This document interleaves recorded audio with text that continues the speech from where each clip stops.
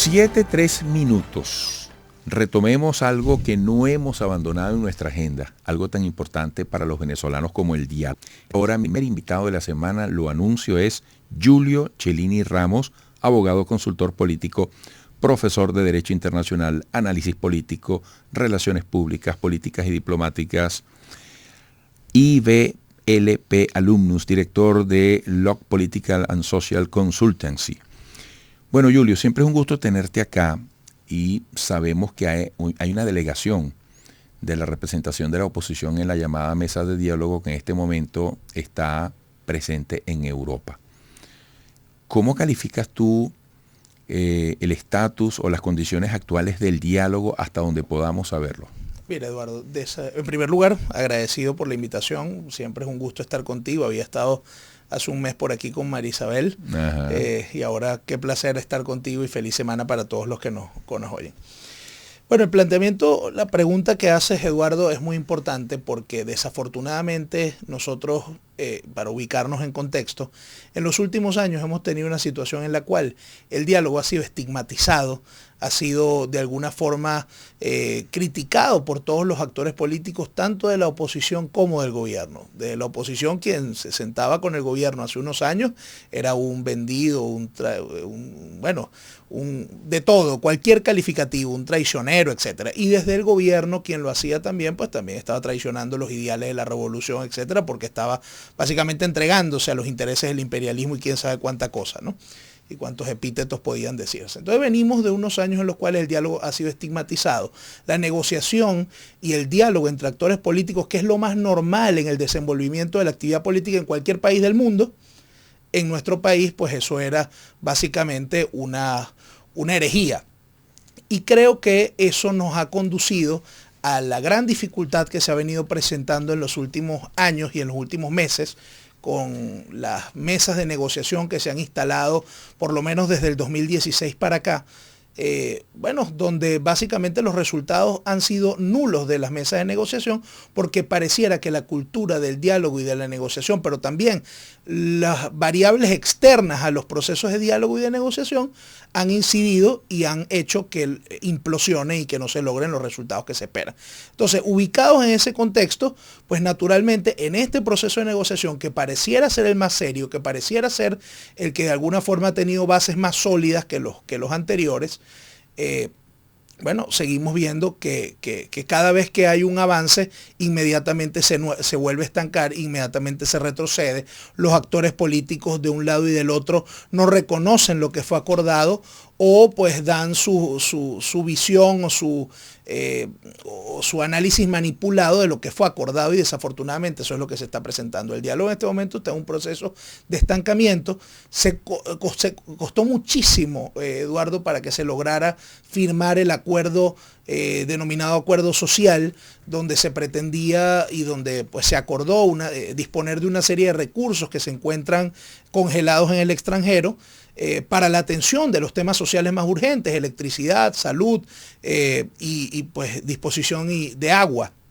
Y lo que vemos es que al día de hoy, luego de haber sido firmado ese acuerdo social, que además era donde los actores políticos más acuerdos tenían, naturalmente, tú en los procesos de negociación lo primero que firmas es donde hay mayores posibilidades de acuerdo, y después entras en los temas más espinosos. Bueno, al día de hoy no tenemos ningún resultado. Sabíamos que no iba a ser rápido, porque entre otras cosas... Pero ¿de quién es la responsabilidad? Porque yo recuerdo, y corrígeme si caigo en alguna imprecisión, que se llegó a decir incluso que la ONU iba a supervisar el manejo de esos recursos, algo así.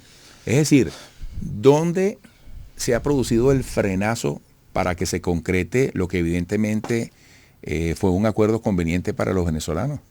Bueno, en efecto, la Organización de Naciones Unidas, haciendo una cuestión excepcional, iba a ser quien de alguna forma fuera la recipiendaria y la administradora de esos recursos.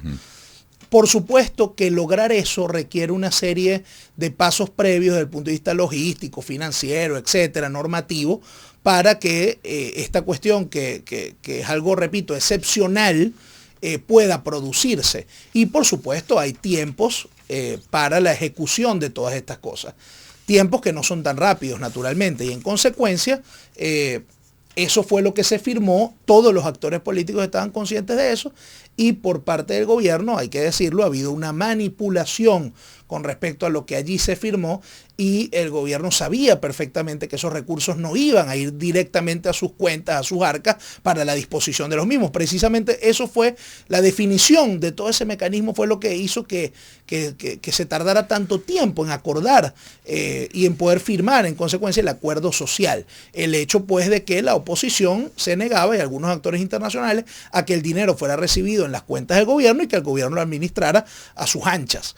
Eso fue lo que, esa carpintería que hubo que crear, fue lo que hizo que de alguna forma no se firmara tan rápido el acuerdo social. Entonces estaba totalmente claro para el gobierno que no iba a recibir el dinero tan rápido y entonces que hayan salido diciendo que no se iban a sentar a discutir el tema político e institucional como había sido acordado, que eso se iba a discutir durante el mes de diciembre, pues eso es realmente una pataleta y yo creo que es una gran irresponsabilidad y nos presenta con muy poca seriedad frente al país y frente al mundo, o presenta al gobierno con muy poca seriedad frente al país y frente al mundo. Entonces, creo Eduardo, que desafortunadamente tenemos muchas fallas en cuanto a la palabra empeñada para el cumplimiento de los acuerdos y de esa forma seguirá pasando el tiempo y no se lograrán los acuerdos desde el punto de vista político e institucional que el país está esperando. Julio, a propósito de lo que espera el país, ¿cuáles son para ti las prioridades en este corto camino que plantea el tiempo? Porque ya el año que viene, la vuelta de la esquina, y el otro año, el 2025, plantean escenarios electorales muy demandantes. Sí, el tiempo apremia, ¿no? Absolutamente, Eduardo, y pareciera además que el tiempo va pasando como más rápido de lo que, sí, señor, lo que creemos, ¿no? Y cuando nos damos cuenta, tenemos enfrente situaciones que nos llevan muchas veces a tomar decisiones apresuradas que no siempre resultan las mejores. Eduardo, el país está esperando desde hace mucho tiempo atrás un proceso de reinstitucionalización, un proceso de redemocratización, que pasa, por supuesto, por el reconocimiento de los distintos actores políticos y sociales del país, que hace necesario que todos esos actores hagan una especie de nuevo pacto social, que hagan una especie de nuevo pacto, de nuevas reglas de juego, que nos incorpore y que nos representen a todos. Eso pasa por acordar un mecanismo para el reconocimiento formal de todos que debería ser un proceso electoral. Es lo que viene pidiendo el país, es lo que viene pidiendo la comunidad internacional. Ese proceso electoral en teoría ya tiene fecha, año 2024. Pero para que ese proceso electoral sea reconocido por todos requiere una serie de garantías. Y esas garantías son las que tienen que acordarse en la mesa de negociación. Son garantías electorales fundamentalmente, son garantías institucionales y que esa elección pueda ser precisamente un punto de encuentro del país entero que decide en las urnas cuál es el camino que quiere seguir. Pero eso tiene que ser trabajado. Nosotros sabemos las grandes fallas institucionales que tiene nuestro país y eso requiere una discusión profunda. Aquí, Eduardo, el tema electoral, que es fundamental para ese proceso, es uno de esos puntos. Pero ahí tú tienes el tema judicial, ahí tú tienes el tema de la transparencia en el ejercicio de la administración pública. Ahí tú tienes una serie de cosas, inclusive, que tienen que ver con la Fuerza Armada y su institucionalización. Hay muchísimos temas, Eduardo, que van a requerir grandes discusiones del país entero, no solo de un grupo político que toma las decisiones y que hace uso abusivo de la mayoría.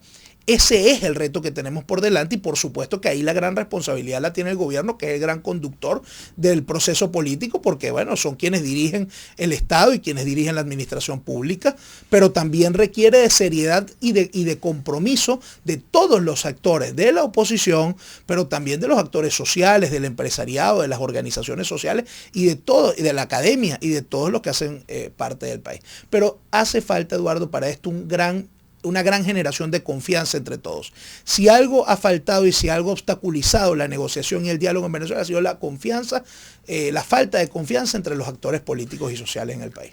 Fíjate, en medio de las llamadas mesas de diálogo, ahora hay expectativa por una mesa técnica que se anunció en Margarita en el Foro de Diálogo Social. Ese es otro temazo. ¿Qué se hace con el ingreso del venezolano?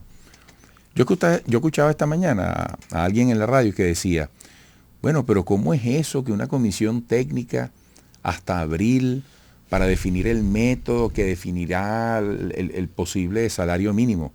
Yo le puedo decir de una vez cuánto necesita ganar un venezolano, pero el tema, Julio, no es, cualquiera aquí puede decir, mira, el venezolano puede ganar tanto. El asunto es de qué manera puede resultar sustentable, cómo hacer las cosas para que no sea peor el remedio que la enfermedad, ¿no? Yo te digo, no, sin ser experto en la materia, he tratado de conversar, uno conversa con quienes saben del mundo económico y financiero. Y mira, la imposibilidad de subir sustancialmente el salario es evidente, Eduardo, porque si se hace, una cosa es la necesidad y otra cosa es la viabilidad. Si se hace, bueno, inmediatamente tendríamos se dispara el tipo de cambio inmediatamente y generaría una serie de consecuencias desde el punto de vista impositivo, fiscal, que obviamente serían, bueno, el gobierno básicamente está entrampado con la situación porque sabe que el país requiere, pues, y que la gran mayoría del país que vive del salario requiere, pues, que ese salario se incremente para poder tener mejores condiciones. Pero ¿de qué te sirve subir el salario si inmediatamente se te dispara el tipo de cambio? Y entonces ese salario que ahora le estás pagando a la gente no le va a alcanzar igual para comprar los productos a un nuevo precio. Entonces ese es el tema. Y por eso la discusión tiene que ser tan profunda y sobre todo técnica para ver la viabilidad de que esto se produzca. Pero es que, Eduardo, venimos de una situación hiperinflacionaria, venimos de una situación económica devastadora desde hace muchos años y que se ha agravado, por supuesto, con el régimen sancionatorio que pesa sobre Venezuela en este momento. Entonces, claro está, y lo sabemos ya por la experiencia de situaciones anteriores, que subir el salario no siempre o casi nunca resuelve la situación. Por el contrario, lo que genera es que la situación económica se profundiza hacia mal y eso desafortunadamente ya sabemos a dónde nos ha traído, ¿no? O sea, hay que tomar las decisiones pensando en frío. Bueno, Julio, gracias por esta nueva visita. Hasta pronto. Con mucho gusto, Eduardo. Siempre un placer estar contigo. Julio Cellini Ramos, abogado, consultor político, hombre de traje en corbata. Cada vez, lo estábamos conversando, cada vez se hace más excepcional que la gente ande vestida como usted, mi querido amigo. Gracias, Eduardo. Yo creo que eso es un compromiso con el país y con uno mismo. Gracias. Se te reconoce. Yo cuando alguien viene con esa elegancia lo digo, porque me parece que es un buen ejemplo. Regresaremos.